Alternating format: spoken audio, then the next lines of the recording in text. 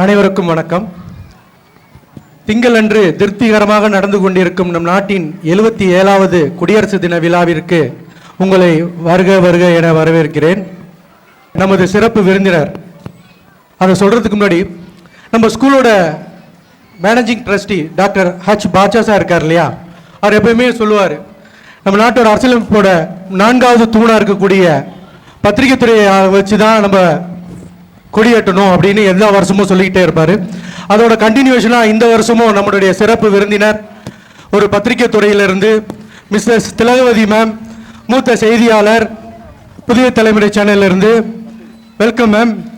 So அவங்கள பற்றி சொல்லணும்னா, ஸோ ஒரு மூத்த பத்திரிகையாளராக இருக்காங்க. 10 வருஷமாக அந்த பத்திரிகை துறையில் இருந்துகிட்டு இருக்காங்க. சாதாரண விஷயம் கிடையாது. ஒரு பெண்ணா, ஆல்ரெடி நான் சொன்ன பெண்ணா இந்த பத்திரிகை துறையில் 10 வருஷமாக இருக்குங்கிறது சாதாரண விஷயம் கிடையாது. சன் டிவியிலேருந்து நிறைய சேனலில் அவங்க ஒர்க் பண்ணியிருக்காங்க. ஸோ அவங்க கேள்விப்பட்டேன் 10th ஃபஸ்ட்டு அவங்க, 12th ஸ்கூல் செகண்ட் அவங்க. ஸோ இந்த மாதிரி படிப்புலேயே கெட்டிக்கார பெண்ணாக இருந்திருக்கிறாங்க. கூடுதலாக அவங்க எம்சியாக இருந்திருக்கிறாங்க, ப்ளஸ் ரைட்டர், இந்த மாதிரி மல்டி டேலண்ட் பர்சனாலிட்டியாக இருக்காங்க Mrs Thilagavathi ma'am. Welcome ma'am. அவங்கள நம்ம பள்ளியின் சார்பாக principal Mrs Tamil Nisha and vice principal Meenambika ma'am இருவரும் பொன்னாடை போர்த்தி நினைவு பரிசினை வழங்கி கௌரவிப்பார்கள். இப்பொழுது I request Mrs. Tamim Nisha ma'am to honor the chief guest. Let's give a huge claps everyone.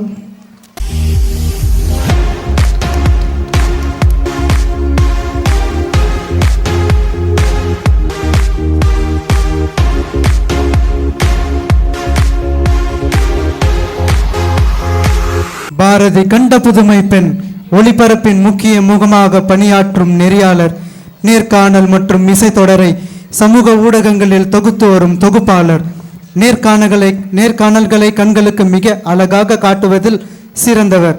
சில வார்த்தைகளை, தங்கள் எண்ணங்களை நம்முடன் பகிர்ந்து கொள்ள நம் சிறப்பு விருந்தினரை அழைக்கிறோம். We are now truly honored to have a person among us, a personality, voice informs, whose words influence and whose presence inspires thousands every day. She is a strong and confident communicator, a great personality known for her clarity of thought and fearless approach to the truth. I now request our honorable chief guest, Mrs. Talakavati Samkandi, to share a few words about the day.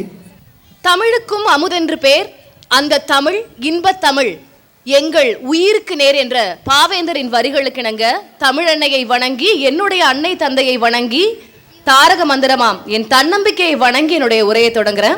எல்லாருக்கும் இனிய குடியரசு நாள் நல்வாழ்த்துக்கள்.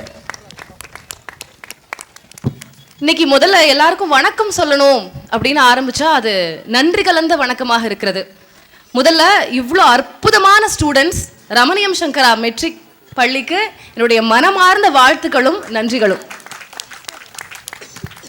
முதல்ல Thiru Syed sir, general manager Syed அவர்கள் தான் என்னை இன்னைக்கு சிறப்பு அழைப்பாளராக அழைத்திருந்தார்கள்.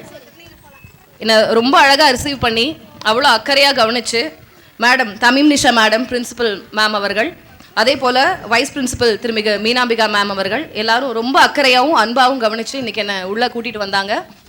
எனக்கு அதையெல்லாம் தாண்டி அவங்களுக்கு என்னுடைய மனமார்ந்த நன்றிகளை தெரிவிச்சுக்கிறேன். அதையெல்லாம் தாண்டி இது போல ஒரு ஸ்கூல் இங்கே உருவாக காரணமாக இருந்தவர் மேனேஜிங் ட்ரஸ்டி, நிறுவனர் திருமிகு பாட்ஷா சார். இன்னைக்கு அவர் இந்த ஈவெண்ட்டில் இல்லை அப்படின்னாலும் ஒவ்வொரு ஈவெண்ட்லையும் அவருடைய அந்த இன்ஃப்ளூயன்ஸ் கண்டிப்பாக இருக்குது அப்படின்றத என்னால் புரிஞ்சிக்க முடிகிறது. இன்னைக்கு சார் இங்கே இல்லைனாலும் அவருக்கு நான் மானசீகமாக என்னுடைய நன்றியையும் என்னுடைய வணக்கங்களையும் தெரிவிச்சுக்கிறேன். கரஸ்பாண்டன்ட் திருமிகு நூர்ஜஹான் மேடம், அவங்களும் இன்னைக்கு இங்கே வர முடியல, பட் என்னுடைய நன்றியையும் வாழ்த்துக்களையும் அவங்களுக்கும் நான் தெரிவிச்சுக்கிறேன். என்னன்னா, இன்னைக்கு பசங்களை பார்க்கும்போது அவ்வளோ மனசு மகிழ்ச்சியாகவும் சந்தோஷமாகவும் இருக்குது. எவ்வளோ ஈவெண்ட்ஸ், கிட்டத்தட்ட 20 பர்ஃபார்மன்ஸ் பண்ணியிருக்காங்க எல்லாரும். சின்ன சின்ன குட்டீஸ்லேருந்து 8ஆம் கிளாஸ் படிக்கிற பசங்க வரைக்கும். அதில் குறிப்பாக சொல்லணும்னா கராத்தே, சிலம்பம் அதெல்லாம் அவங்க பண்ணும்போது எனக்கு ஒரு லேசாக பதட்டம் ஆயிடுச்சு. என்ன பசங்க இப்படி பண்ணுறாங்களே, இவ்வளோ ஆற்றலாக இருக்காங்களே அப்படின்னு. அதே போல் fancy dress, patriotic song, formations அப்படின்னு. மேடம் எவ்வளோ உழைப்பு. இங்கே இருக்கக்கூடிய ஒவ்வொரு ஆசிரியர் பெருமக்களுக்கும் நான் தலை வணங்குறேன். ஏன்னா பசங்க அவ்வளோ பண்ணுறாங்க அப்படின்னா ஒரு வாரம் அவங்களோட இருந்து இந்த எஃபர்ட் போட்டு ஒவ்வொரு விஷயமும் கோஆர்டினேட் பண்ணி கிரவுண்டில் வந்து அவங்களோட சேர்ந்து நீங்களும் பர்ஃபார்ம் பண்ணி, ஒரு பக்கம் அந்த ஸ்டிக்கரெல்லாம் எடுத்துகிட்டு இருக்காங்க, ஒரு பக்கம் ஓடு உடஞ்சி விழுந்திருக்கு, அதையெல்லாம் ஸ்டாஃபை க்ளீன் பண்ணிகிட்டு இருக்காங்க. எவ்வளவு எஃபோர்ட் போட்டிருக்கீங்க, உங்களுடைய உழைப்பு தெரியுது, பசங்களோட உழைப்பு தெரியுது. நான் உங்களுடைய உழைப்புக்கும் உங்களோட சின்சியாரிட்டிக்கும் உங்களோட டெடிகேஷனுக்கும் தலைவணங்குற வாழ்த்துக்கள். குடியரசு நாள் விழா இதெல்லாம் எதுக்கு கொண்டாடுறோம், ஏன் கொண்டாடுறோம் அப்படின்னு நான் புதுசாக சொல்லி உங்களுக்கு ஒன்றும் தெரிய வேண்டியதில்லை. இப்போது சையத் சார் பேசினார். அதுக்கு முன்னாடி 2 குட்டி பசங்க ஒரு எலக்யூஷன் பண்ணியிருந்தாங்க. அவங்களே 1950 நமக்கு கான்ஸ்டியூஷன் அமெண்ட்மெண்ட் ஆன நாள், கான்ஸ்டியூஷன் நடைமுறைப்படுத்தப்பட்ட அரசியலமைப்பு சட்டம் நம்ம நாட்டுக்கு நடைமுறைப்படுத்தப்பட்ட நாள். டாக்டர் அம்பேத்கர் அதுக்கு காரணமாக இருந்தவர். அவர் என்ன கஷ்டப்பட்டார், எப்படியெல்லாம் கஷ்டப்பட்டு தேச தலைவர்கள் யாரெல்லாம், அவங்களெல்லாம் நம்ம இந்த நாளில் நினைவு கூறணும். அதை நம்ம ஸ்கூல்ல இருந்து தான் ஆரம்பிக்கணும். பசங்களுக்கு நம்ம இப்போ விதைச்சாதான் உண்டு. நம்ம தேசப்பற்று அப்படின்ற விஷயங்களை எல்லாம் பசங்களுக்கு இப்போ ஸ்கூல்ல இருந்து அவங்களுடைய மனசுல விதைக்கணும். அப்பதான் பெரியவங்களாகும்போது அவங்க அதெல்லாம் படிச்சுப்பாங்க, தெரிஞ்சுப்பாங்க. நீங்க சோஷியல் சிவிக்ஸ் புக்லயும் அதை தான் படிக்கிறீங்க. இது போன்ற நாள், இது போன்ற ஈவெண்ட்ஸ் எல்லாம் ஏன் நடக்குது அப்படின்னு நான் என்னுடைய புரிதல், நான் சின்ன வயசுல இருந்து ஸ்கூல் படிக்கும் போதுல இருந்து இண்டிபெண்டன்ஸ் டே, ரிப்பப்ளிக் டே நான் அட்டென்ட் பண்ணிட்டு இருக்கேன். அந்த கோயர்ல நிக்கிற ஆளு, அந்த எம்சி பண்ணாங்க இல்லையா, ஒரு பொண்ணு தொகுத்து வழங்கினாங்களே, அந்த பொண்ணு தான் நான். அப்ப இருந்து மைக்க பிடிச்சது, இப்ப வரைக்கும் நான் மைக்க விடல. என்னுடைய தொழிலாவே அது மாறிவிட்டது.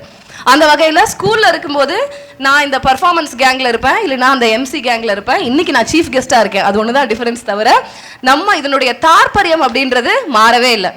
ஆனால் இந்த பசங்களுக்கு அதெல்லாம் புதுசாக சொல்லிக் கொடுக்கணும் அப்படின்ற அவசியம் ஏற்படுதுன்னு எனக்கு புரியல. ஏன்னா தேசப்பற்று, தேசிய உணர்வு, வேற்றுமையில் ஒற்றுமை, சமத்துவம், இது எல்லாம் ரமணியம் சங்கரா மெட்ரிக் பள்ளியுடைய தாற்பயமாக இருக்கிறது. இந்த ஸ்கூல் உருவானதன் காரணமாகவே அதுதான் இருக்கிறது. அதனால இங்க இருக்கிற பசங்க நேச்சுரலாவே அது எல்லாமே அவங்களுக்கு இருக்கு. ஒரு தேசிய உணர்வோடையும் ஒரு தேசப்பற்றோடையும் தான் பசங்க இங்க வளர்க்கப்படுறாங்க, இங்க கற்பிக்கப்படுறாங்க அப்படின்றதுல எனக்கு அசைக்க முடியாத நம்பிக்கை இருக்கு. பிள்ளைகளுக்கு ரொம்ப பாராட்டுகள்.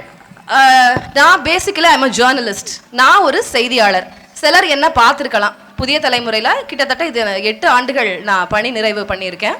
தொடர்ந்து நெறியாளராகவும் சீனியர் கரஸ்பாண்டண்டாகவும் மூத்த செய்தியாளராகவும் நான் பணியாற்றி கொண்டு இருக்கிறேன். தினமும் போய் காலையில் செய்திகளை வழங்குவது, கிரவுண்ட் ரிப்போர்ட்டிங் பண்ணுறது, நேரலைகளை கையாள்வது, ஸ்பெஷல் இன்டர்வியூஸ், அவங்க சினிமா செலிபிரிட்டியாக இருக்கலாம், பெரும்பாலும் அரசியல்வாதிகள், அவங்களுடைய இன்டர்வியூக்கள், நேர்காணல்கள் எடுக்கிறது. அதனையும் தாண்டி குறிப்பாக எல்லாரும் இரவு 8 மணிக்கு எல்லா செய்தி தொலைக்காட்சியிலும் ஒரு ப்ரோக்ராம் ஓடும், விச் இஸ் பொலிட்டிக்கல் டிபேட்.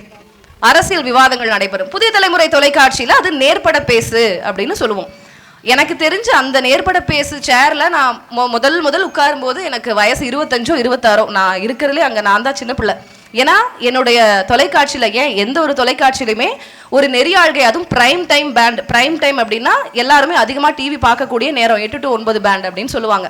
அந்த நேரம் தான், அதுதான் வந்து மேக்ஸிமம் ரேட்டிங், அதிகமாக பார்வையாளர்கள் பார்க்கக்கூடியது, அதிகமாக ரெவென்யூ ஜென்ரேட் பண்ணக்கூடிய டைம் பேண்டும் அதுதான். அதனால ஒரு சேனலுடைய எலீட் ஷோ அப்படின்னா அதுதான், சேனலுடைய எடிட்டோரியலை சொல்லக்கூடிய ஷோ அதுதான். அந்த ஷோ வந்து சேனலுடைய சீஃப் எடிட்டர்ஸ், சீஃப் ஆங்கர்ஸ் அவங்க தான் பண்ணுவாங்க. நான் போகும்போது I was just a correspondent. ரொம்ப சின்ன பிள்ளை, அவ்வளோ பெரிய எக்ஸ்பீரியன்ஸ், 2-3 வருஷம் எக்ஸ்பீரியன்ஸ் தான். ஆனால் அந்த அரசியல் நிகழ்ச்சி எனக்கு கொடுத்தாங்க. பெரும்பாலும் 4 பேர் உட்கார்ந்துருக்கிறவங்க பேனலிஸ்ட் அரசியல்வாதிகளாக இருப்பாங்க, மூத்த பத்திரிகையாளர்களாக இருப்பாங்க. அவங்களுக்குள்ள காரசாரமான விவாதம் நடக்கும், சண்டை நடக்கும். தப்பா ஏதாவது ஃபேக்ட் சொல்லிட்டாங்கன்னா நம்ம பூந்து அவங்கள சரி பண்ணணும். அந்த ஷோவை நெறியாழ்கை பண்றது அப்படின்றது ஒரு ப்ரிவிலேஜ். எனக்கு எப்பவுமே என்னோட ஷோக்கு போகும்போது நேர்பட பேசு அந்த சேர்ல, அந்த ஹாட் சீட்ல உட்காரும்போது ஒரு பயம் இருக்கும். முன்னாடி எல்லாம் போய் ஓப்பனிங்ல உட்கார்ந்து, புதிய தலைமுறை நேயர்களுக்கு வணக்கம், நேர்பட பேசு நிகழ்ச்சிக்கு உங்களை வரவேற்பது நான் திலகவதி இப்படின்னு ஆரம்பிப்போம். இப்படி ஆரம்பிக்கும் போது ஒரு பதட்டம் இருக்கும், ஒரு பயம் இருக்கும். முன்னாடி நான் சொல்றது ஒரு 8 வருஷத்துக்கு முன்னாடி. ஆனா இப்போ நான் கொஞ்சம் எக்ஸ்பீரியன்ஸ் ஆயிட்டேன், அதனால பயங்கிறதெல்லாம் அறவே கிடையாது.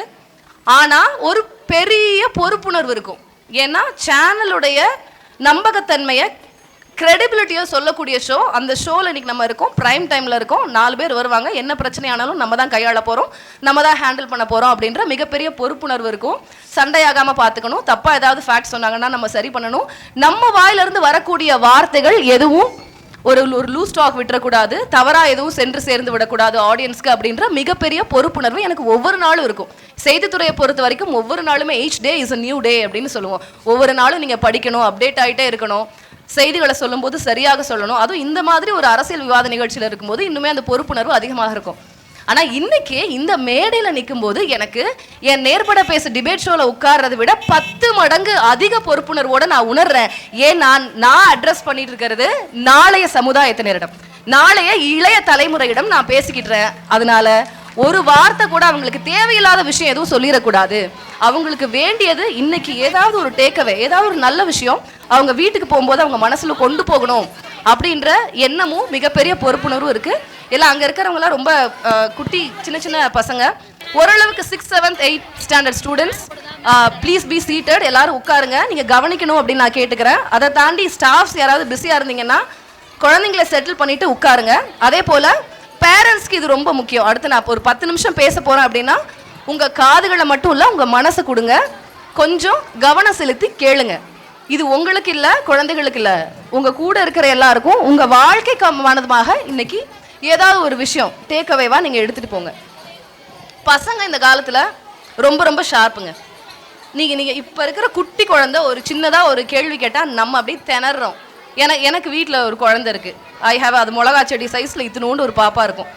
ஆனா அந்த பாப்பா கேட்குற கேள்வி எல்லாம் மிளகா மாதிரி அவ்வளோ காரமா இருக்கும். நம்மளால பதில் சொல்ல முடியாது. ஒத்துக்கிறீங்களா பேரண்ட்ஸ்? ஒத்துக்கிறீங்களா? ஒத்துக்கிறீங்கன்னா எனக்கு எப்படி தெரிவிப்பீங்க? எப்படி தெரிவிப்பீங்க? கை தட்டுங்க. எஸ், உங்க கரவொலிகள் தான். நீங்க எனக்கு எப்படி ரெஸ்பாண்ட் பண்றீங்க, எப்படி கேட்குறீங்கன்றது எனக்கு எப்படி தெரியும்? வீட்டில் அந்த மாதிரி ஒரு பாப்பா, அதையே என்னால் சமாளிக்க முடியல. இங்க இருக்கிற ஷார்ப் கிட்ஸு அவ்வளோ ஸ்மார்ட்டா இருக்காங்க, அவ்வளோ இன்டெலிஜென்ட்டாக இருக்காங்க, எவ்வளோ ஸ்கில் செட் அவங்க இன்னைக்கு இந்த ஃப்ளோரில் நமக்கு பண்ணி காட்டியிருக்காங்க அப்படின்னு நினைக்கும் போது உள்ளபடியே பெருமையாக இருக்குது. ஆனால் ஒரு பெரிய பிரச்சனை என்ன தெரியுமா? இந்த காலத்து பசங்களுக்கு எவ்வளோக்கு எவ்வளோ ஸ்மார்ட்னஸ் இருக்கோ, எவ்வளோக்கு எவ்வளோ அறிவு இருக்கோ, திறமை இருக்கோ, அவ்வளோக்கு அவ்வளோ டீவியேஷன் ஜாஸ்தியாக இருக்குது. ஏன்னா நம்ம படித்த காலத்தில் நம்ம அம்மா அப்பாலாம் சொல்லுவாங்க, நான்லாம் நடந்தே போனேன், நான் ஆற்றுல நீந்தி போனேன், நான் சைக்கிளில் 10 கிலோமீட்டர் ஓட்டிகிட்டே போனேன்.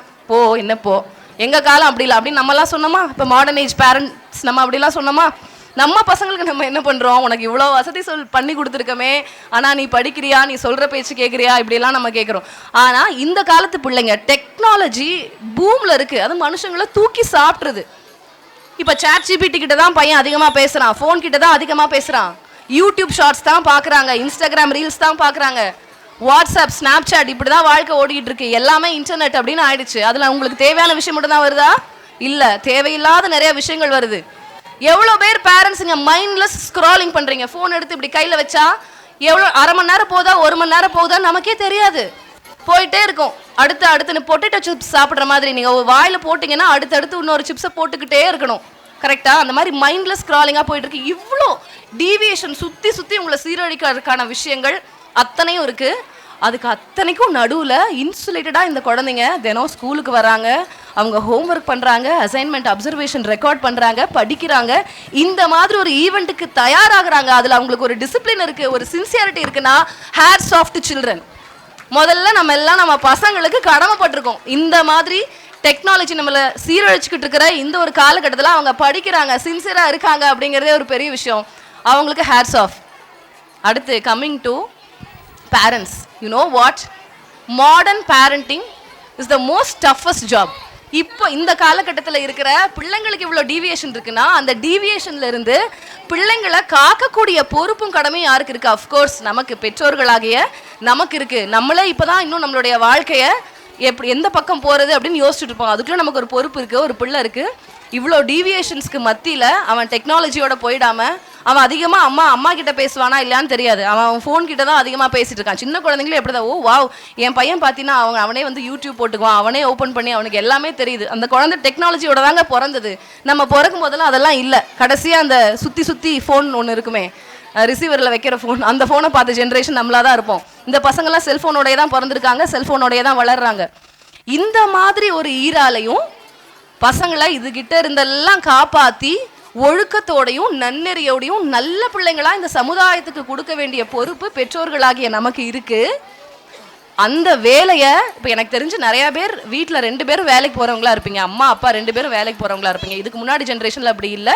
நம்ம ஜென்ரேஷனில் அட்லீஸ்ட் 80% வீட்டில் இருக்கிற பெண்மணிகளும் வேலைக்கு சென்று கொண்டு இருக்கிறார்கள், இன்க்ளூடிங் மீ. எஸ்பெஷலி வேலைக்கு போகிற விமனுக்கு நான் சொல்லுவேன், இங்கே இருக்கிற ஸ்டாஃப்ஸ்க்கு நான் சொல்லுவேன், நம்ம கிட்ட என்ன எதிர்பார்ப்பு இருக்கும் அப்படின்னா, நமக்கெல்லாம் புள்ள குட்டியே இல்லாத மாதிரி நம்ம போய் ஆஃபீஸில் வேலை பார்க்கணும், ஆஃபீஸில் அப்படி வேலை பார்க்கணும். வீட்டில் வந்தால் நமக்கு ஆஃபீஸ் வேலைன்னு ஒன்று இல்லாத மாதிரி வீட்டில் புள்ள குட்டிகளை வளர்க்கணும். இதுக்கு நடுவில் எப்போ சாப்பிடுவோம், எப்போ தூங்குவோம், எப்போ எல்லா வேலைகளையும் முடிப்போம் அப்படின்றதெல்லாம் தெரியாது.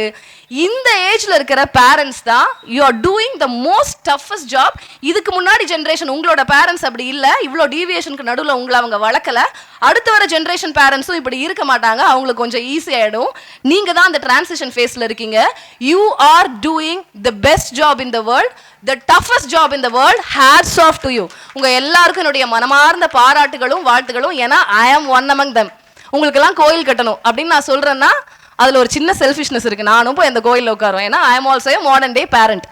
ஓகே, அடுத்து நம்ம பெற்றது 1 இல்லைன்னா 2, ஆவரேஜாக என்ன 2 குழந்தைங்க வச்சுருப்போமா எல்லாரும் வீட்டில்? ஒரு குழந்தை இப்போல்லாம் உஷாராயிட்டாங்க, 1 தான், அதுக்கு மேலே 1 பெற்று வளர்த்து படிக்க வச்சு அதை போஷிச்சு அதோட ஃப்யூச்சரை நல்லா கொண்டு வரதுக்கே நமக்கு முடியலை இல்லையா?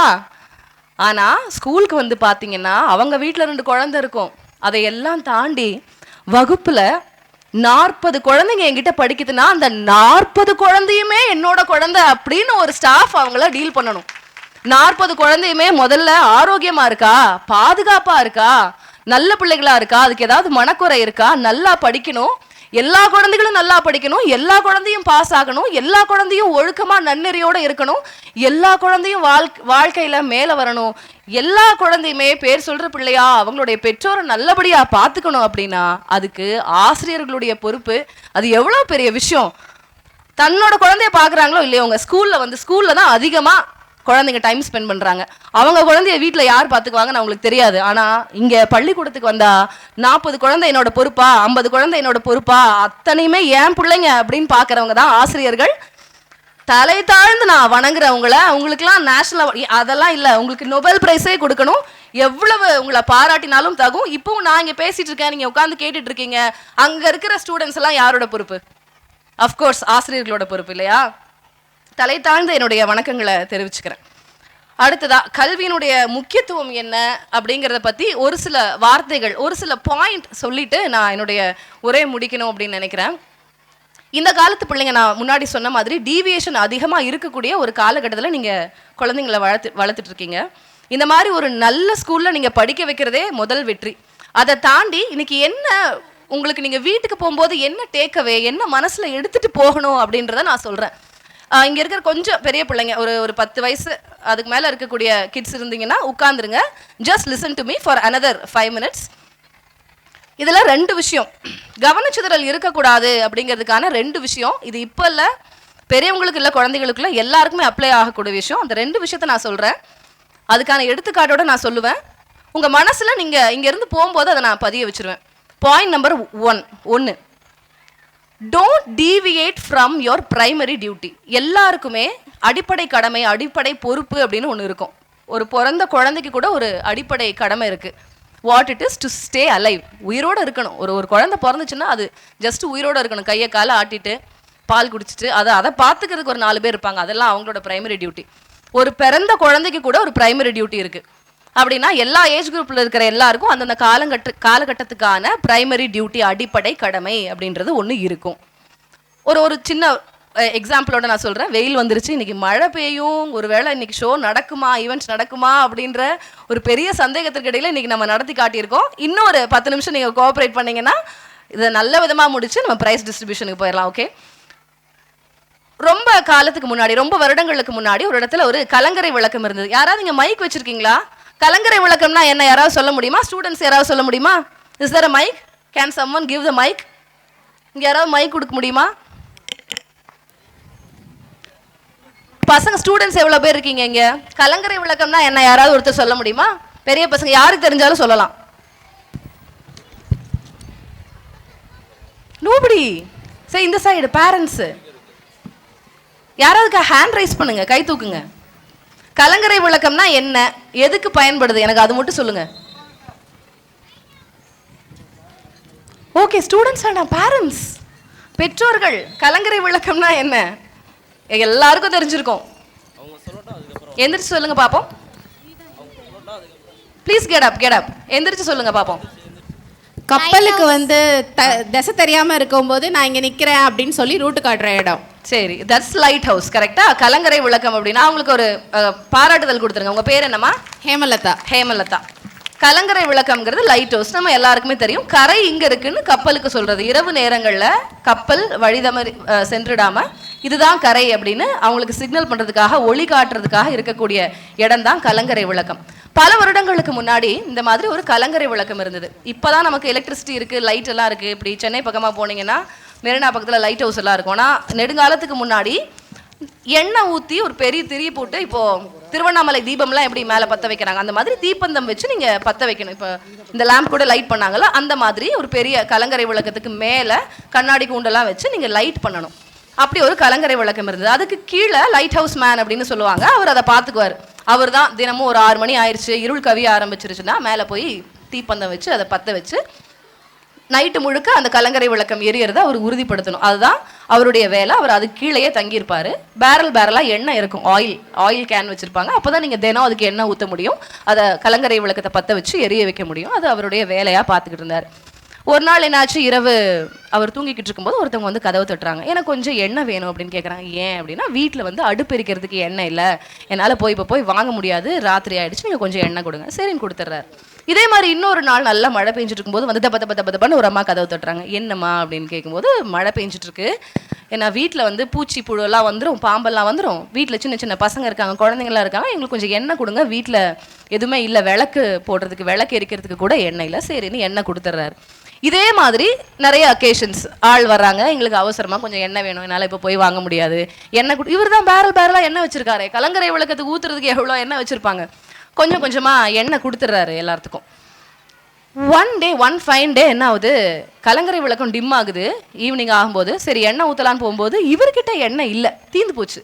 நம்ம என்ன பண்ணோம், எண்ணெய் இருக்கான்னு முதல்ல உறுதிப்படுத்தி இருந்திருக்கணும். நம்மக்கிட்ட இருக்கா, கலங்கரை விளக்கத்துக்கு ஊற்றுறதுக்கு இருக்கா அப்படின்னு பார்த்துட்டு உறுதிப்படுத்திட்டு எண்ணெய் கொடுத்துருக்கணும். இல்லை, அதை அவர் கவனிக்கவும் இல்லை. சரின்னு எல்லா எண்ணெயும் இருக்கிற டின்ல எல்லாம் வழிச்சு மேலே ஊற்றும் போதும் பத்தலை. அன்னைக்கு கலங்கரை விளக்கம் எரியலை, இரவும் அணைஞ்சு போச்சு. சரி இன்னைக்கு ஒரு நாள் நைட்டு தானே பார்த்துக்கலாம், அடுத்த நாள் காலையில் போய் நம்ம எண்ணெய் வாங்கிட்டு பேக்கப் எடுத்து வச்சுக்கலாம், ஃபில் பண்ணிக்கலாம் அப்படின்னு யோசிக்கும் போது, கெட்டது நடந்தால் எல்லாம் ஒன்றா நடக்கும்னு சொல்லுவாங்க இல்லையா. என்ன ஆயிருக்கு, அன்னைக்கு ஒரு பெரிய கப்பல், பயணியர் கப்பல், 500 பேரை ஏற்றி கொண்டு வந்த கப்பல் திசை தெரியாமல் இதுதான் கரைன்னு நினச்சி ஒரு பெரிய பனிப்பாறை மேலே மோதி, ஒரு ஐஸ்பர்க் மேலே மோதி கப்பல் 2ஆ உடைஞ்சு தண்ணியில் மூழ்கி 500 பேரும் உயிரிழந்து விட்டார்கள். ஸோ வாட் ஹேப்பன், இதுக்கு பேர் நம்ம என்னன்னு சொல்லுவோம், விபத்துன்னு சொல்லுவோமா? கிடையாது, இதுக்கு பேர் அசம்பாவிதம். This is what you call as a disaster. எதனால் அப்படி ஆச்சு? ஏன்னா அந்த கப்பலுக்கு தெரியல, ஒளி இல்லை. ஏன் ஒளி இல்லை, கலங்கரை விளக்கம் எரியலை. ஏன் எரியலை? ஏன்னா அவர் லைட் ஹவுஸை பார்த்துக்கிட்டு இருந்தவர் அதை பற்ற வைக்கல. அவரோட பொறுப்பை சரியாக செய்யலை. அவருக்கு கொடுக்கப்பட்டது என்ன, ஒரே ஒரு வேலை. என்ன வேலை? ஒரே ஒரு வேலை. அவரோட பிரைமரி டியூட்டிங்கிறது, நீங்கள் வர்றவங்களுக்கு என்ன கொடுக்கறது, ஹெல்ப் பண்ணுறது, அதெல்லாம் செகண்டரி. அதில் ஓகே, அதெல்லாம் நீங்கள் தான பிரபுவாக இருக்கலாம், வள்ளலாக இருக்கலாம், கொடுக்கலாம், வைக்கலாம். பட் இல்லைன்னு சொல்லியிருந்தா அவங்க வேற எங்கேயாவது அதுக்கான ஆல்டர்னேட் பண்ணியிருப்பாங்க. இவருக்கு கொடுக்கப்பட்டது என்ன, ஒரே ஒரு வேலை. அது அவரோட பிரைமரி டியூட்டி, அது அவரோட பிரெட் அண்ட் பட்டர், அதுதான் அவரோட வாழ்வாதாரம். அதை அவர் சரியா செய்யல. அவருடைய பிரைமரி டியூட்டில இருந்து, அவருடைய அடிப்படை பொறுப்புல இருந்து, கடமையிலிருந்து அவர் விலகிவிட்டார். அதனால he ended up in a disaster. Not just அது ஒரு ஆக்சிடென்ட் கிடையாது, அவருக்கு வேலை போயிடுச்சு, வாழ்வாதாரம் போயிடுச்சு. அதையெல்லாம் தாண்டி 500 பேர் உயிரிழந்ததற்கான அந்த பழியை நீங்க வாழ்நாள் முழுவதும் சுமந்து நீங்க எப்படி வாழ்வீங்க நினைச்சு பாருங்க. 500 பேர் என்னால செத்து போயிட்டாங்க அப்படின்னு நினைச்சா உங்களுக்கு அதுக்கப்புறம் உங்களுடைய வாழ்க்கையை தள்ள முடியுமா? ஏன், எதனால நடந்தது? Just because he did not do his primary duty. அவருக்கு கொடுக்கப்பட்ட அடிப்படை கடமையிலிருந்து, பொறுப்பிலிருந்து அவர் விலகி இருக்கிறார். அதனாலதான் இங்க இருக்கிற குழந்தைகளுக்கு சொல்லுவேன், உங்க அம்மா அப்பா அவங்களுக்கான பிரைமரி டியூட்டி இருக்கு. உங்களை பாதுகாக்கணும், உங்களை போஷிக்கணும், உங்களை நல்லா படிக்க வைக்கணும், இதுக்கெல்லாம் சம்பாதிக்கணும். அதுக்காக அவங்க வேலைக்கு போறாங்க. வீட்டுல அம்மாவுக்கோ அப்பாவுக்கோ வேலை போயிட்டா நினைச்சு பாருங்க, அந்த வீட்டோட நிலைமை நினைச்சு பாருங்க, எவ்வளவு டென்ஷன் இருக்கும், எவ்வளவு ப்ரெஷர் இருக்கும். இதே போல ஆசிரியர்கள், அவங்களுக்கு ஒரு கடமை இருக்கு, உங்களை பாதுகாக்கணும். ஒரு கிளாஸ்ல 50 பேர் இருக்காங்க, 5 பேர் ஃபெயில் ஆனா ஓகே, இட் இஸ் அக்செப்டபிள். 30 பேர் ஃபெயில் ஆனா அந்த ஆசிரியர் அவர்களுடைய கடமையை, அடிப்படை கடமையை, எக்ஸ்ட்ரா கரிக்குலர் செய்யல, இந்த பையன் டிராயிங் காம்படிஷன்ல பிரைஸ் வாங்கலாம், அதெல்லாம் கிடையாது மேட்ரு. 30 பேர் ஃபெயில் ஆயிட்டான் ஒரு கிளாஸ்ல, என்ன சொல்லுவோம்? அந்த ஸ்டாஃப் அவங்களோட பேசிக் டியூட்டி செய்யலைங்க, அவங்களுடைய அடிப்படை பொறுப்பு செய்யலை, அப்படிதானே சொல்லுவோம். ஸோ மாணவர்களாகிய உங்களுக்கு, இப்போ நான் பேசுறதை கேட்டுட்டு இருக்கீங்க அப்படின்னா, மாணவர்களாகிய உங்களுக்கு இருக்கக்கூடிய அடிப்படை கடமைன்றது, யாராவது காலையில வீட்டில் எந்திரிச்சு வரும்போது வீட்டில் எல்லாத்துக்கும் சமைச்சு வச்சுட்டு வரீங்களா? வீட்டில் இருக்கிற 2 வீலர் காருக்கு எல்லாம் பெட்ரோல் டீசல் போடுறீங்களா? சம்பாதிச்சுட்டு வந்து கொட்ட சொல்றாங்களா? இல்லை வீட்டில் பெரியவங்க யாராவது ஹாஸ்பிட்டலைஸ் ஆயிட்டாங்கன்னா ராத்திரி பகலும் கிடந்து பார்த்துக்க சொல்கிறாங்களா? இல்லை. உங்களுக்கான அடிப்படை கடமைன்றது இப்போ உங்களுக்கு கொடுக்கப்பட்டிருக்கிற இந்த ஏஜில் உங்களுக்கு கொடுக்கப்பட்டிருக்கிற அடிப்படை பொறுப்புன்றது என்னது? படிக்கிறது. அதை நம்ம சரியாக செய்கிறோமா? அடிப்படை பொறுப்பு ஒன்றே ஒன்று தான் மாணவிகளுக்கு. இதுல இருந்து நீங்கள் டீவியேட் ஆகுறீங்க. ஃபோன் பாருங்க பிரச்சனை இல்லை, டிவி பாருங்க பிரச்சனை இல்லை, ஆனால் உங்களுடைய படிப்பு அது பாதிக்குதா? நீ ஃபெயிலாக போறியா? 4 சப்ஜெக்டில் ஃபெயிலாக போறீங்களா? கஷ்டம். உங்கள் அடிப்படை பொறுப்பை நீங்கள் சரியாக செய்யலைன்னு அர்த்தம். உங்கள் அடிப்படை கடமையிலேருந்து நீங்கள் விலகுறீங்கன்னு அர்த்தம். உங்களுடைய அடிப்படை கடமையிலேருந்து நீங்கள் விலகினா you will end up in a disaster. இந்த கலங்கரை விளக்கம் கதையை நீங்கள் ஞாபகம் வச்சுக்கணும் அப்படிங்கிறதுக்காக சொல்கிறேன். நம்ம பசங்களுக்கு இப்படி பண்ணுங்க அப்படி பண்ணுங்கன்னு சொன்னால் கேட்க மாட்டாங்க. ஏதாவது ஒரு கதை சொல்லணும், ஏதாவது ஒரு கதை சொல்லி இப்படி பண்ணுங்க அப்படின்னு சொன்னால் தான் அவங்களால அதை கிரகிச்சிக்க முடியும். நீங்கள் உங்களுடைய அடிப்படை பொறுப்பிலிருந்து எப்போது விலகுகிறீர்களோ you will end up in a disaster. நான் திருப்பி குழந்தைங்களுக்கு அதான் சொல்லுவேன். நீங்கள் எவ்வளோ விளையாடுங்க, எக்ஸ்ட்ரா கரிக்குலர்ஸ், அற்புதமான எக்ஸ்ட்ரா கரிக்குலர்ஸ் இன்றைக்கி பசங்க பண்ணது எல்லாமே அதுவுமே ஒரு படிப்பு தான். நீங்கள் நல்ல விதமாக படித்து அந்த கலையை கற்றுக்கிட்டாதான் அதை நீங்கள் பண்ண முடியும். அந்த மாதிரி ஒரு சூழலில் இந்த மாதிரி டெக்னாலஜி நம்மளை கெடுத்து குட்டிச்சவர் ஆக்கிக்கிட்டு இருக்கிற ஒரு சூழலில் நீங்கள் படிக்கிறீங்க. அதனால் உங்கள் மனசை அலைப்பாய விடாமல் டீவியேட் ஆகாமல் உங்களுடைய அடிப்படை பொறுப்பிலிருந்து தவறாமல் இருக்கிறதுக்கு நீங்கள் என்ன பண்ண முடியுமோ அதை பண்ணுங்கள். So that is point number 1. Point number 2. 2 minutes I will finish. Okay? Okay, இருக்கீங்களா? எல்லாரும் என் கூட இருக்கீங்களா? Yes? Yes? Okay. ஏன்னா இன்னைக்கு அந்த குழந்தைங்களை விட என்னோட கான்சென்ட்ரேஷன் வந்து இங்கே உட்காந்துருக்கிற பெரியவங்களுக்கு இருக்கு. ஏன்னா இது குழந்தைங்களுக்கு மட்டும் இல்லை, பெரியவங்க முக்கியமாக லிசன் பண்ணுங்க. பசங்களை சொல்கிறோம் ஃபோனை நோண்டாத, ரீல்ஸ் பார்க்காத, யூடியூப் பார்க்காத, ஷார்ட்ஸ் பார்க்காத. அவங்களுக்கு இருக்கிற கவன குவியலே 30 செகண்ட் தான். முன்னாடியெல்லாம் 3-3.5 மணி நேரம் உட்காந்து ஒரு படம் பார்ப்போம். இப்போ 2 மணி நேரம் தேட்டரில் உட்கார முடியே, படம் ரொம்ப லென்த்தியாக இருக்குப்பா அப்படிம்போம். கரெக்டாக. அப்புறம் டிவி வந்தது, சீரியல் 20 மினிட்ஸ் தான். முன்னாடி 5 நிமிஷம் பிரேக், பின்னாடி 5 நிமிஷம் பிரேக். 20 நிமிஷத்துக்கு மேலே நோ பார்க்க முடியாது, முடியல, அவ்வளோதான் என்னுடைய கவனம். அதுக்கு மேலே வச்சுன்னா நான் பார்க்க மாட்டேன். அப்புறம் யூடியூப் வீடியோஸ் வந்தது. 3 நிமிஷம் தான். நீ என்ன ஸ்டோரி, என்ன பேக்கேஜ், என்ன நியூஸாக இருந்தாலும் 3 நிமிஷத்துக்குள்ளே சொல்லு. அதுக்கு மேலே எனக்கு டைம் கிடையாது. அதுக்கப்புறம் யூடியூப் ஷார்ட்ஸ் வந்தது. 1 minute, just 60 seconds is my time. அதுக்கு மேலே I am very busy, you are wasting your time அப்படின்னு சொல்லாமல் சொல்கிறீங்க. இப்போ அதையும் தாண்டி இப்போ இருக்கிற பசங்களோட டைம் என்ன தெரியுமா? கவன குவியல். அவங்களால கான்சென்ட்ரேட் பண்ணக்கூடிய நேரம் என்ன தெரியுமா? Just 30 seconds. 30 seconds reels R த ட்ரெண்ட். 30 செகண்டில் நீ என்ன அமெரிக்கா, ஆஸ்திரேலியா, என்ன ராக்கெட் சயின்ஸ்னாலும் நீ எனக்கு 30 செகண்ட்குள்ளே சொல்லு. அதுக்கு மேலே எனக்கு ஒரு நொடி டைம் கிடையாதுன்னா அடுத்த ரீல் சட்டக்குன்னு ஸ்வைப் பண்ணிட்டு போயிட்டே இருப்பாங்க. அந்த மாதிரி ஆயிடுச்சு இப்போ அதுதான் நிலைமை. இந்த மாதிரி நிலைமையில நீங்கள் எல்லாம் உட்காந்து ஒரு 10 நிமிஷம் 15 நிமிஷம் நான் பேசுகிறத கேட்குறீங்க அப்படிங்கிறது எனக்கு ரொம்ப சந்தோஷமான விஷயம். கவனக்குவியல் இங்கே இருந்ததுன்னா எஸ், தேங்க்யூ. அடுத்து ரெண்டாவது விஷயம், உங்கள் தோல்விகளுக்கான காரணங்களை தேடாதீர்கள். நம்ம என்ன பண்ணுவோம்? எனக்கு இது இல்லை, அது இல்லை, மிக்ஸி இல்லை, கிரைண்டர் இல்லை, எனக்கு இந்த ஆதரவு இருந்திருந்தா, இந்த சப்போர்ட் இருந்திருந்தா, என்கிட்ட ஃபினான்ஷியலி நான் பெட்டராக இருந்திருந்தா, நான் இதை பண்ணியிருப்பேன், அதை பண்ணியிருப்பேன், எல்லா கதையும் பேசுவோம். கரெக்டாக? பசங்களும் அதே தான். எனக்கு வந்து சைக்கிள் வாங்கி கொடுக்கல, எனக்கு வீட்டில் லேப்டாப் இல்லை, எனக்கு இந்த ஃபோன் இல்லை, என் வீட்டில் ஏசி இல்லை, என்னை ஆட்டோவில் கொண்டு போய் விடலாம், அவன் காரில் வரான், இந்த மாதிரி நிறைய ரீசன் சொல்லுவோம். படிக்காமல் இருக்கிறதுக்கு, நம்ம சொதப்பறதுக்கு, நம்ம தோல்வி அடைஞ்சதுக்கு எல்லா ரீசன்ஸும் நம்ம சொல்லுவோம். வேற நான் ஒரே ஒரு எக்ஸாம்பிள், ஒரு சின்ன ஒரு ஸ்டோரி ஒன்று இருக்குது. ஒரு பாரம்பரிய இஸ்லாமிய குடும்பத்தை சேர்ந்த ஒரு பெண், ரொம்ப அழகாக இருப்பாங்க, சூப்பராக படிப்பாங்க, அழகழகாக படம் வரைவாங்க. வாழ்க்கையில் எதையாவது சாதிக்கணும் அப்படின்னு முனைப்போடு இருக்கக்கூடிய ஒரு பெண். 18 வயசு ஆயிடுச்சு. அவங்க அப்பா வந்து கல்யாணம் பண்ணி வைக்கிறாரு. அப்பா சோகமாகவே இருக்கிற, என்னப்பா உன் பிரச்சனை, ஏன் இப்படி இருக்க, கல்யாணம் பண்ணிட்டா சந்தோஷமாக இருப்பியா? ஆமாம், சரின்னு கல்யாணம் பண்ணிக்கிறாங்க. மன வாழ்க்கை அவங்களுக்கு பிடிக்கலனாலும் வாழ்கிறாங்க. ஒரு நாள் காரில் போயிட்டு இருக்கும்போது ஒரு பள்ளம், அவங்களோட ஹஸ்பண்ட் தூங்கிடுறாரு, அவர் தான் டிரைவ் பண்ணுறாரு. ஹஸ்பண்ட் தூங்கி தப்பான ரூட்டில் பள்ளத்தில் விட்டுறாரு. பள்ளத்தில் வண்டி இறங்கிட்டு இருக்கும்போது அவர் கதவை தெரிஞ்சுட்டு குதிச்சு வெளியில் போயிடுறாரு. இந்தம்மா ஆக்சிடெண்ட்டில் சிக்கிட்டாங்க. பட்டாம்பூச்சி மாதிரி அழகாக இருந்த பிள்ளை உருக்குலைஞ்சு போச்சு. ஹாஸ்பிட்டலில் படுக்க வச்சுருக்காங்க. டாக்டர்ஸ் வராங்க, ஆக்சிடெண்ட்டில் உங்கள் 2 காலும் போயிடுச்சு, இனிமேல் உங்களால் நடக்க முடியாதுன்னு சொல்கிறாங்க. அடுத்து திருப்பி டாக்டர்ஸ் வராங்க, உங்கள் 2 கையும் போயிடுச்சு, செயல் எழுந்துருச்சு, இனிமேல் நீங்களா எதையும் எடுக்க முடியாது, சாப்பிட முடியாது, உங்களால் நீங்களே பண்ணிக்க முடியாது, உங்களுக்கு பிடிச்ச படம் வரைய முடியாது அப்படின்றாங்க. மறுபடியும் வராங்க, டாக்டர்ஸ் வராங்க, இடுப்பெலும்பு உடஞ்சிருச்சு, உங்களுக்கு முதுகெலும்பும் உங்களோட தண்டு உடம்பும் உடஞ்சிருச்சு, இனிமேல் நீங்கள் ஒரு குழந்தைக்கு தாயாக முடியாது அப்படின்னு சொல்கிறாங்க. இதை எல்லாம் விட மோசமான விஷயம் என்னன்னா, அவரோட ஹஸ்பண்ட் இனிமேல் உன்னால் எனக்கு எந்த பயனும் இல்லை, அதனால எனக்கு டிவோர்ஸ் வேணும் அப்படின்னு கேட்குறாரு. அந்த அம்மா அழுது முடியல, ஆண்டவன் கிட்ட வேண்டுறாங்க, எதுக்கு என்ன இப்படி பண்ண, எனக்கு உயிர் மட்டும் இருந்து என்ன பிரயோஜனம், என்ன உயிரை எடுத்துரு, சரி நம்மளே சூசைட் பண்ணுவோம் அப்படின்னா அதுவும் அவங்களால முடியல. கை கால் நல்லா இருக்கணும்ல, நீங்கள் ஏதாவது ட்ரை பண்ணுறீங்க அப்படின்னா அதுவும் முடியல. அழுது யோசிச்சு அவங்களால முடியல. ஒன் பாயிண்ட் ஆஃப் டைம் சரி நமக்கு உயிர் மட்டும் இருக்குது, ஏதோ ஒரு பர்பஸ்க்காக நம்ம இருக்கோம், ஏதோ ஒரு பயணத்துக்காக நம்ம இருக்கோம் அப்படின்னு யோசிக்கிறாங்க. முதல்ல ஹஸ்பண்டுக்கு டிவோர்ஸ் சைன் பண்ணி கொடுத்துறாங்க. சரி வேற கல்யாணம் பண்ண, சந்தோஷமா இரு. அடுத்து படுத்துட்டே இருக்குமே, சரி ஒரே ரூமில் இருக்குமே, முதல்ல அந்த ஜன்னல்லாம் திறந்து விடுங்க அப்படின்னு ரூம் பெயிண்ட் எல்லாம் மாற்றுறாங்க. அதுக்கப்புறம் சரி எந்திரிச்சு உட்காரணும் அப்படின்னு ட்ரை பண்ணுறாங்க. படுத்துட்டே இருக்கிறதுக்கு வீல் சேரில் உட்காந்துக்கலாம், வாழ்க்கை ஃபுல்லாக நீங்கள் வீல் சேரில் தான் இருக்கணும். சரி எங்கேயுமே போகாமல் இருக்கிறதுக்கு வீல் சேர் நம்மளை கூட்டிகிட்டு போகுதே, அதுவே ஓகே அப்படின்னு வீல் சேரில் உட்காந்துக்கிறாங்க. ரொம்ப தக்கி தவறி அப்படியே கையில் விரல்கள் மட்டும் வேலை பார்க்குது, அதில் பெயிண்ட் பண்ண ஆரம்பிக்கிறாங்க. அதுக்கு ஓரளவுக்கு பலன் கிடைக்குது. அவங்களுடைய பெயிண்டிங் அவங்கள உயிர் போட வச்சிருக்கு. தூங்குற நேரம் தவிர மற்ற நேரம் எல்லாம் பெயிண்ட் பண்ணி தள்ளுறாங்க. சரி பார்க்குறோம், நல்லா தானே, கண்ணு நல்லா தானே இருக்குது, நமக்கு படிப்போன்னு படிக்கிறாங்க. வாய் நல்லா தானே இருக்குது, பேசுவோன்னு பேசுகிறாங்க. வாய் நல்லா இருக்குது, பேச முடியுது, பாட்டு கற்றுப்போம் அப்படின்னு பாட்டு கற்றுக்குறாங்க, பாடுறாங்க, நிறைய ஆல்பம் ரிலீஸ் பண்ணுறாங்க. அவங்க எப்படி படுக்கையிலேருந்து எந்திரிச்சு மீண்டு வராங்க அப்படின்ற கதையை ஒவ்வொரு மேடைக்கும் போய் பேசுகிறாங்க. அவங்களுடைய பேச்சுக்குன்னே தனி ரசிகர் பட்டாளம் உருவாகுது. அவங்க நாட்டை தாண்டி அவங்க வெளி உலகத்துலேயும் வெளிநாடுகளையும் ஏன் உலக அளவில் அறியப்படுறாங்க. அவங்களுடைய பேச்சுக்கு அப்படின்னு ஒரு ஆடியன்ஸ் ஃபார்ம் ஆகும்போது ஒரு செய்தி தொலைக்காட்சியில் பார்த்துட்டு அவங்களுக்கு தொகுப்பாளராக வாய்ப்பு கொடுக்குறாங்க. அந்த நாட்டினுடைய பாடி ஷாப் அப்படின்னு ஒரு கடை கேள்விப்பட்டிருப்பீங்க. It's a very famous skin care and cosmetic shop. அந்த கடையோடைய பிராண்ட் அம்பாசிடர் ஆகுறாங்க. பிபிசிலேருந்து இந்த அம்மா வந்து இன்டர்வியூ எடுத்துகிட்டு போகிறாங்க. கடைசியில் ஐநா சபையில் சென்று பேசுகிறார்.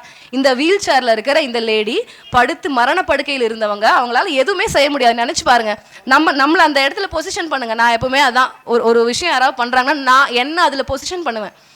படுத்துட்டு இருக்கீங்க, ராத்திரி உங்களுக்கு தண்ணி தவிக்குது, உங்களால் இப்படி திரும்பி வாட்டர் பாட்டில் எடுத்து குடிக்க முடியாது. இடுப்பு எலும்பு இல்லை, கை கிடையாது, கால் கிடையாது. எல்லாத்துக்குமே பேசிக் விஷயம். உங்களால் சாப்பிட முடியாது, உங்களால் போய் ஒரு பாத்ரூமுக்கு போயிட்டு வர முடியாது, உங்களை நீங்களே க்ளீன் பண்ணிக்க முடியாது. அப்படி இருக்கக்கூடிய நிலைமையில், உங்களோட உடம்பே உங்களை சிறையாக்கி வைத்திருக்கக்கூடிய ஒரு நிலைமையில் அந்த அம்மாக்கு இவ்வளோ சாதிக்கணும்னு தோணி இருக்கு. அவங்க அதை செஞ்சுருக்காங்க. ஐநா பொதுச்சபையில் சென்று அவங்க பேசியிருக்கிறாங்க. அவங்களுடைய நாட்டோட ஒரு முகமாக அறியப்படுறாங்க. இதெல்லாம் தாண்டி அந்த அம்மா சொன்ன இப்போ அடுத்ததான் முக்கியமான விஷயம். இதோட I will finish my speech. சரியா? அவங்க சொன்ன விஷயம் என்ன தெரியுமா? ஆண்டவன் வந்து எனக்கு இதெல்லாம் கொடுக்கணும்னு நினச்சிருக்கான், அதனால தான் என்கிட்ட என்னோட உயிரை மட்டும் அவங்க பறிக்கலை. நீங்கள் நினச்சி பாருங்க, இதெல்லாம் நான் பார்க்கணும்னு நினச்சதுனால தானே ஆண்டவன் என்னுடைய உயிரை மட்டும் விட்டு வச்சுருக்கான். நான் எங்கே போனாலும் இந்த வீல் சேர்லேயே போய் நான் பேசி பழகி நிறையா பேர்த்தோட அவங்கள இன்ஃப்ளூயன்ஸ் பண்ணி அவங்க வாழ்க்கையில் ஒரு மாற்றத்தை ஏற்படுத்தியிருக்கேன். நிறைய பேர் சொல்லுவாங்க, நீங்கள் போய் பேசி இந்த மாதிரி சொல்லி பரிதாபம் தேடிக்கிறீங்க. அதை பற்றி நான் கவலைப்படலை. என்னை பார்த்து 4000 பேர் இல்லை 400 பேர் இல்லை, ஒரு 4 பேராவது அவனுடைய தோல்வியிலிருந்து மீண்டு வருகிறான், எழுந்து வருகிறான்னா அதுதான் எனக்கு கிடைச்ச வெற்றி, அதுதான் எனக்கு தேவை அப்படின்னு பேசியிருக்காங்க. என்னால் இந்த வீல் சேரை விட்டு நகர முடியாது, என்னால் ஒரு இடத்துக்கு போய் சிறுநீர் கழிக்க முடியாது. அதனால் அவங்க உடம்போடையும் அவங்க வீல் சேரோடையும் ஒரு யூரின் பேக் எப்போவுமே கூடவே இருக்கும். ஒரு சிறுநீர் பையை வந்து கூடவே அவங்க வச்சுட்டு, ஏன்னா நீங்கள் இப்போ பேசிகிட்டு இருக்கீங்கன்னா எந்திரிச்சு அவங்களால போக முடியாதுல்ல, யாரோட துணையோட தான் போக முடியாது. அதனால் ஒரு யூரின் பேக் அவங்க உடம்புல மாட்டியிருப்பாங்க, அவங்களோட வீல் சேரில் வச்சுருப்பாங்க. சரி எவ்வளோ ஆயிடுச்சு, இது தானே யூரின் பேக் தானே, இருந்துட்டு போட்டணும், அதையும் தூக்கி நான் என் வீல் சேர் பின்னாடி போட்டுக்கிட்டேன். அது என்னுடைய இழப்பின் அடையாளம், என்னுடைய இழப்பின் குறியீடு. என்னால் எதுவுமே தானாக செய்ய முடியாது அப்படிங்கிறதுக்கான என்னுடைய வலியின் என்னுடைய இழப்பின் குறியீடு அந்த சிறுநீர் பை. ஆனால் அந்த யூரின் பேக் என்னோட வீல் சேருக்கு பின்னாடி தான் இருக்க முடியும், என்னை ஒரு நாளும் அது முந்த முடியாது அப்படின்னு சொன்னாங்க. என்ன மாதிரியான ஒரு வார்த்தை அது, நினச்சி பாருங்க. நான் முன்னேறி செல்வதை என்னுடைய இழப்பு ஒரு நாளும் தவிர்த்து விட முடியாது அப்படின்னு சொல்லி அந்த அம்மா அவங்களுடைய ஸ்பீச்சை முடிக்கிறாங்க. எதுவுமே இல்லாமல் அனைத்தையும் சாதிக்க முடிந்த ஒருத்தர். நமக்கு என்ன இல்லை, இங்கே இருக்கக்கூடிய நிறைய பேருக்கு at least 90% of the people we have everything. நம்மக்கிட்ட எல்லாமே இருக்குது. We don't see our blessings. நம்மளுடைய பிளெஸ்ஸிங்ஸை, நமக்கு கொடுக்கப்பட்டிருக்கிற ஆசீர்வாதங்களை நம்ம பார்க்க மறுக்கிறோம். அதுதான் நான் சொல்ல வந்த விஷயம். அந்த அம்மா பேர், இன்றைக்கி நம்ம ரிப்பப்ளிக் டே, இந்தியாவுடைய republic day, but she's a Pakistani. அவங்க பேர் முனிபா மசாரி. ப்ளீஸ் கூகுள் பண்ணுங்கள். என்னோட கண்ட விஷயங்கள்லாம் please give a big round of applause for Muniba Mazzarri. அவ்வளோ பெரிய அற்புதமான தன்னம்பிக்கை உரை நிகழ்த்தக்கூடிய ஒரு மனுஷி முனிபா மசாரி அப்படின்னு கூகுள் பண்ணுங்கள். அவங்கள பற்றி தயவு செஞ்சு இன்றைக்கி பெரியவங்க இங்கே இருக்கீங்க, படித்து பாருங்கள். ரொம்ப நன்றி. இந்த மேடையும் இந்த இவ்வளோ நேரமும் எனக்கு வழங்கியதற்கு மன்னிக்கணும். உங்களுடைய நேரத்தை நான் ரொம்ப எடுத்திருந்தேன் அப்படின்னா மன்னிக்கணும். இல்லைம்மா நீ பேசுனது எங்களுக்கு சென்று சேர்ந்துருக்கு, நாங்கள் அதை ரசித்தோம் அப்படின்னு நினச்சிங்கன்னா எஸ் ப்ளீஸ். நன்றி. கொஞ்சம் அடுத்தடுத்து எலெக்ஷன்ஸ் எல்லாம் வருது, செய்திகளை பாருங்க, எங்களுக்கு உங்களுடைய முழு ஆதரவை வழங்குங்க. இதையெல்லாம் தாண்டி இன்னைக்கு ரிபப்ளிக் டேக்கு வந்ததை தாண்டி இந்த மாதிரி ஒரு 2 நல்ல விஷயத்த உங்க மனசோட எடுத்துட்டு போங்க. 2 விஷயம் சொல்லியிருக்கேன். இங்கே கிட்டத்தட்ட எவ்வளோ ஒரு 200-400 பேர் இருப்பீங்களா எனக்கு தெரியல. ஒரு 10 பேராவது இதை காதில் வாங்கியிருந்தீங்கன்னா சந்தோஷம், 5 பேராவது மனசில் வாங்கியிருந்தீங்கன்னா சந்தோஷம். அட்லீஸ்ட் ஒருத்தர், எனி ஒன், யாராவது ஒருத்தராவது ஓகே அன்னைக்கு மேடம் ஸ்டேஜில் அந்த விஷயம் சொன்னாங்க, இதை நம்ம லைஃப்பில் அப்ளை பண்ணி பார்க்கணும், நம்ம இதை மறக்கக்கூடாது அப்படின்னு ஒரே ஒருத்தருடைய மனதிலாவது இது மாற்றத்தை ஏற்படுத்தி இருந்தால் இன்னைக்கு இந்த ஸ்டேஜில் என்னை விட ஆசீர்வதிக்கப்பட்டவள் வேறு யாராகவும் இருக்க முடியாது. வாய்ப்புக்கு நன்றி, வணக்கம். Wow, that was an inspirational and thoughtful speech, ma'am. We are so proud to have you today on this stage. Thank you.